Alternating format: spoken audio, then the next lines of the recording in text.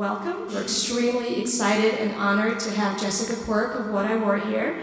She's a internationally known style blogger. First of all, thank you for coming. Thanks for having me. And I think, basically, if you haven't visited the blog, could you, in a nutshell, just describe what I wore is? Sure.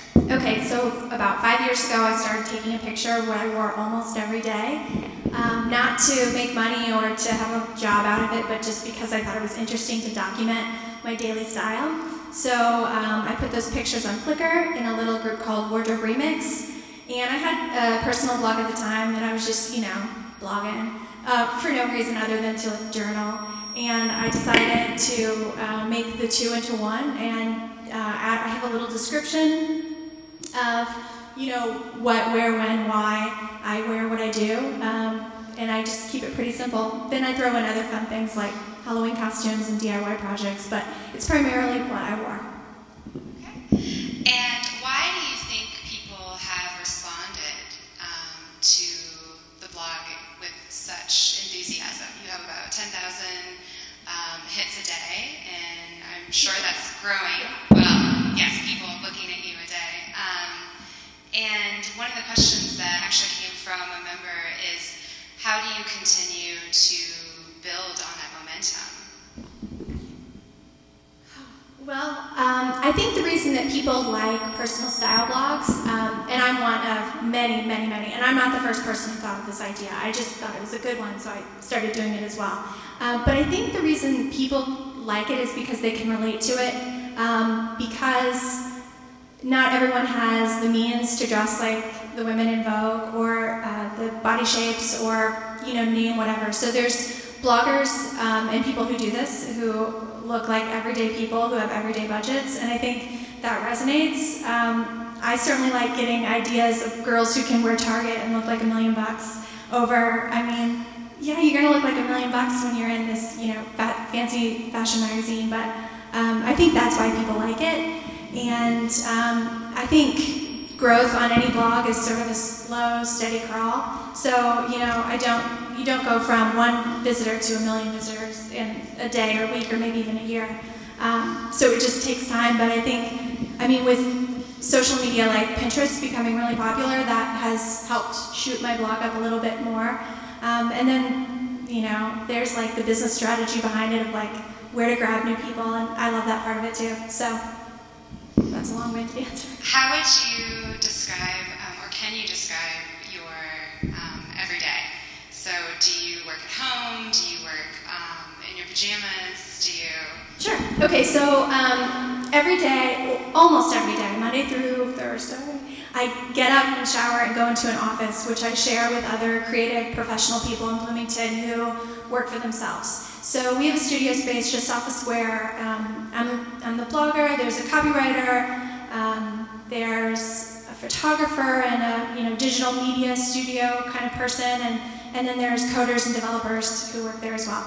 So we all have kind of our own projects to work on, but we like the co-working aspect. So you have like a water cooler to talk to or talk around, and it feels like you're part of a group. So while some days I work from home in my pajamas, most days I get up and go to work. And the things that I put on the blog aren't me getting dressed up for a photo shoot. These are like, that day that picture's outside my husband's office, and that day was before dinner, and I can look at all these pictures and kind of remember what I did that day. So it's not just playing dress up and taking a picture. It's like, yeah, I wore those shoes, or I didn't, or I changed, or whatever. But so an everyday for me is getting up and going to that office and working with those other people. My husband is my photographer, and because I forced him to take pictures of me for as long as we've been together, he's quite skilled at like getting the shot in a couple minutes. So, we get in the car, find a spot, take some pictures. He drops me off at work. I spend the next hour or so editing and putting together the post. And then I push it live, and then I try and, touch on all those social media platforms at certain times of the day, because, you'll hear, like, most people are on Twitter from 3 to 5, so I'll remind people on Twitter in that time space, or, I don't know, I just try and spread it out over the internet and hope someone says, ooh, that's cool, latches onto it or retweets it or whatever. And that's how I spend my mornings. And then in the afternoon, I do other things like I like to make my own clothes, so I'll go to the fabric store and I'll cut out patterns and I'll make, little dresses or do little DIY projects or just something sort of hands-on and creative is how I try and spend the afternoon, all while stopping between each step to photograph it. So it's not like just, ooh, I'm doing this project, it's so fun. It's like, producing it, making it, photographing it, editing it, whatever. But it is fun. So that's my normal daily routine. I think one of the things that makes your photographs so appealing is the overall composition. And living in New York, you were obviously afforded many opportunities to scout cool locations. And now you live in Bloomington. Do you find it to be challenging? And are you constantly scouting for the next place that you think you might want to set up a photo? Well, in New York, it's just okay, so right about the time that this personal style thing started becoming big was also when these street style photographers became big. So the background that was really appealing to me was like the Sartorial Street shooting on like Mott Street, or like it could be like the most torn down street, but some girl in the middle has on a really great outfit, and you're looking at the outfit because it's not, whatever going on in the background.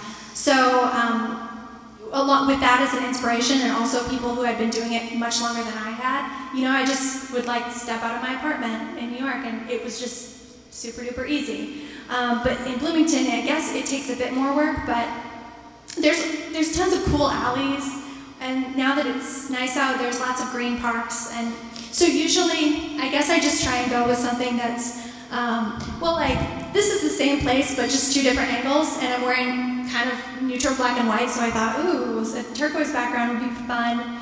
And I shoot on this blue wall a lot because if I'm wearing something that would complement it. So yeah, I think about it a little bit before we go out and shoot, but I mean, there's always something kind of beautiful or kind of neutral somewhere. Like this place would be a really awesome place to do outfit pictures, but I mean, I try and make it look the least suburban as possible. I mean, because I still like that feel of being in a city, and even if it's a small city, it's still, there's still things happening there. So that's usually what I aim for. Okay. One of the questions that came from one of the pattern members is how do you differentiate yourself from your competition? And I'd like to add to that and ask, do you feel like you have competition? Kind of. Well, I believe there's more than enough to go around in the whole world with anything. So there can be millions of personal style bloggers, but there's only one me, and that's kind of like a little kid thing to think, but it makes me feel like, even if I'm wearing the same trend as someone else, hopefully I'll have my own spin on it.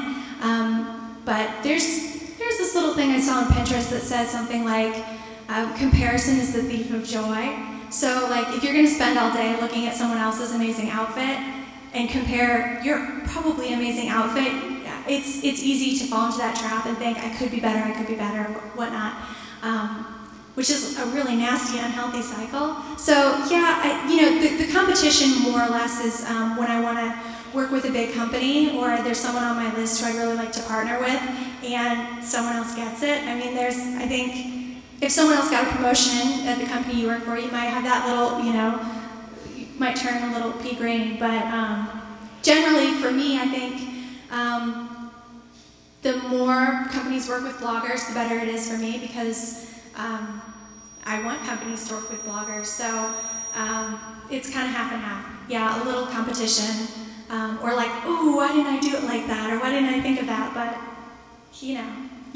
I think ultimately, especially when you're getting dressed every day, and I bet you all agree that you have to please yourself, because if you're just wearing a costume and trying to like keep up appearances of what you think you should be, that becomes a very difficult task. So that's another long-winded answer to your question.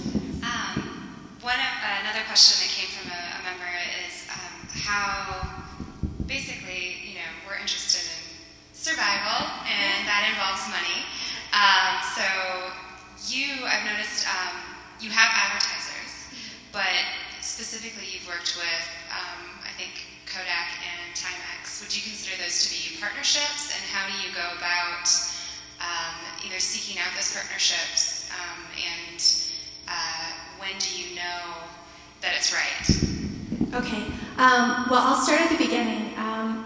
About 3 years ago, I quit my job. I was working as a designer, making clothes for mass merchants like Target and Walmart, which is a fine job to have. But I had worked there for 4 years, and I was ready to try something new. And with the encouragement of my then boyfriend, now husband, I quit my job.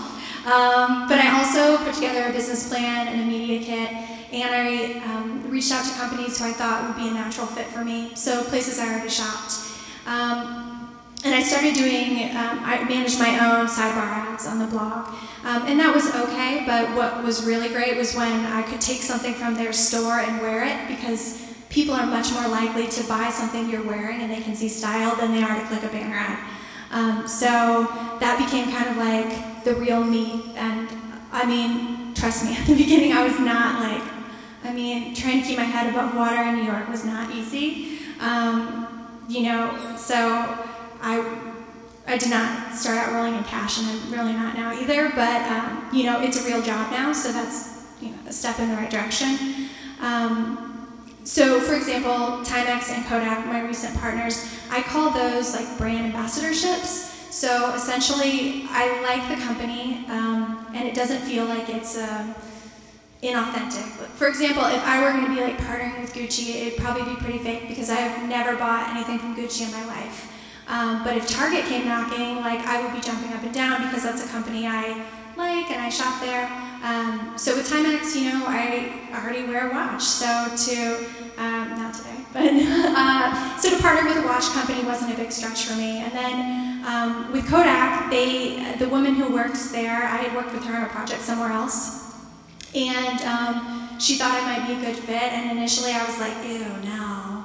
I don't want like a photo printed bag, yuck. And then she's like, really, come on, think about it, think what you could do. And I got to spin my creative wheels and design this mini collection of little clutches, and that bag there. And you can't see it, but it's in that photo. There's one in that photo as well. But I got to be creative and design things again. So it ended up being really fun for me. And then, if you're going to endorse a product online and you have an audience, you deserve to be paid. So, I worked out a contract with them. But I find half of the blog is very creative, and for me, I like editing the pictures more than I like even getting dressed. But I also really like negotiating with people and trying to determine a value on something that hasn't necessarily been established online, because it's a new segment of business, and there's no books on. I bet at this point there are, but when I started, there weren't books on like, here's what to charge if you have 10,000 viewers, here's what to charge if you have 1 million, or, so a lot of it's trial and error. I've lost clients because I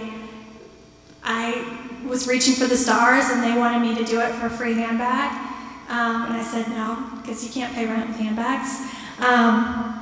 But it's been a learning curve, because when you start to work with companies and you want to make money on your blog, people don't really want to be feeling like they're, being sold to, because it's not a magazine, it's a blog, and it's your life. So this year I decided to stop taking freebie, goodie handbags, and instead only endorse things I would pay my own money for, which, we're like 5 months to 4 months into the year, and I miss, I would like to have perks. Like, a lot of people have perks with their jobs, company cars or health insurance, or, people have perks, and I decided, I'm going to do away with that, because I want to be like the most authentic person on the blog. But I feel good about it. So when I endorse a product like the Kodak bags I bought myself, I don't feel like I'm being salesy or selling out at all, because I really do, buy what I wear. So that's been a good step for me in the whole monetization process. Some bloggers